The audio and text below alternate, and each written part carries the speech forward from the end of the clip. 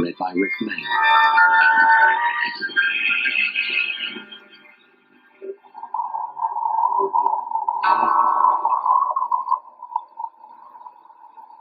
At the far end of town, where the grickle grass grows, and the wind smells slow and sour when it blows, and no birds ever sing excepting old crows, is the street of the lifted Lorax.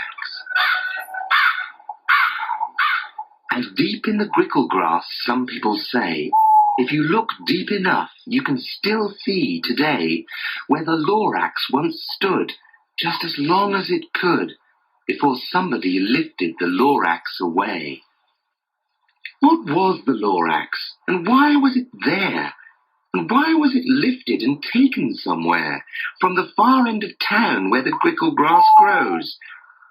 The old Onceler still lives here. Ask him, he knows. You won't see the Onceler, don't knock at his door. He stays in his lurkim on top of his store. He lurks in his lurkim, cold under the roof, where he makes his own clothes out of myth-muffed moof. And on special dank midnights in August he peeks out of the shutters, and sometimes he speaks and tells how the Lorax was lifted away. He'll tell you, perhaps, if you're willing to pay. On the end of a rope, he lets down a tin pail, and you have to toss in 15 pence and a nail, and the shell of a great-great-great-grandfather snail. Then he pulls up the pail, makes a most careful count, to see if you've paid him the proper amount.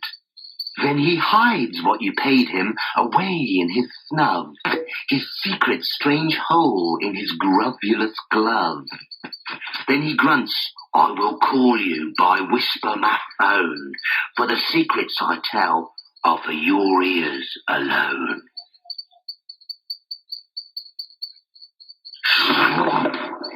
Down drops the whisper my phone to your ear, and the old Onceler's whispers are not very clear, since they have to come down through a snurgly hose, and he sounds as if he had smallish bees up his nose.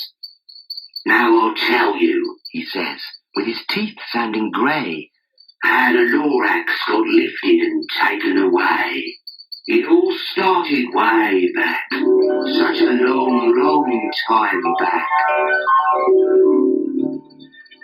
Way back in the days when the grass was still green, and the pond was still wet, and the clouds were still clean, and the song of the swommy swans rang out in space.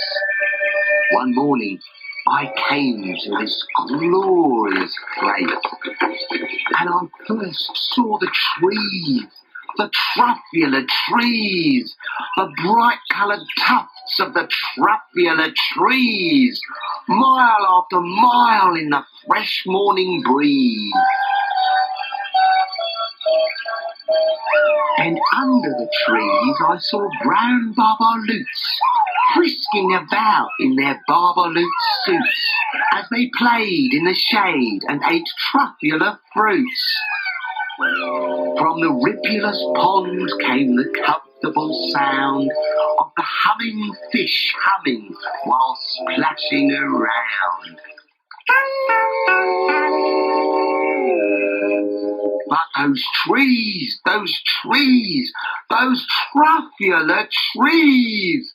All my life I'd been searching for trees such as these.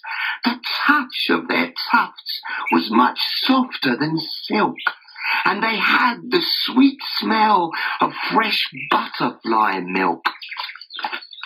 I felt a great leaping of joy in my heart. I knew just what I'd do. I unloaded my cart.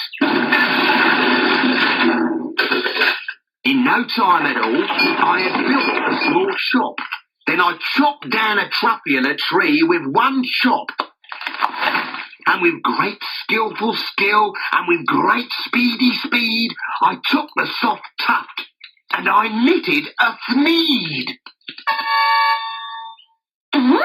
The instant I'd finished, I heard a gazump. I looked. I saw something pop out of the stump of the tree I'd chopped down. It was sort of a man. Describe him? That's hard. I don't know if I can. He was shortish and oldish and brownish and mossy, and he spoke with a voice that was sharpish and bossy. Mister, he said with a sawdusty sneeze, I am the Lorax. I speak for the trees. I speak for the trees, for the trees have no tongues. And I'm asking you, sir, at the top of my lungs. He was very upset as he shouted and puffed. What's that thing you've made out of my truffula tuft? Look, Lorax, I said, there's no cause for alarm. I chopped just one tree. I am doing no harm. I'm being quite useful. This thing is a thneed. A thneed's a fine something that all people need. It's a shirt, it's a sock, it's a glove, it's a hat. But it has other uses, yes, far beyond that. You can use it for carpets, for pillows, for sheets, or curtains, or covers for bicycle seats. The Lorax said, Sir, you are crazy with greed.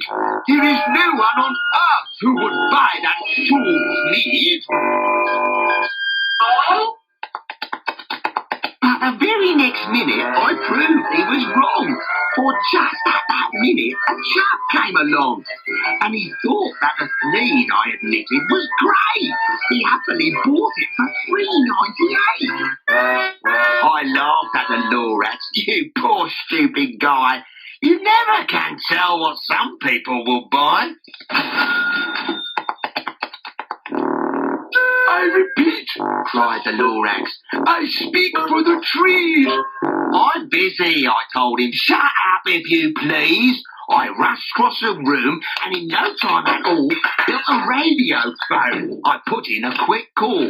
I called all my brothers and uncles and aunts and I said, listen here, here's a wonderful chance for the whole Once-a family to get mighty rich. Get over here fast. Take the road to North Nitch. Turn left at Weehawken, sharp right at Sab Stitch. And in no time at all, in the factory I built, the whole Once-a family was working full tilt. We were all knitting sleeves, just as busy as bees, to the sound of the chopping of truffula trees. Then, oh baby, oh how my business did grow! Now, chopping one tree at a time was too slow, so I quickly invented my super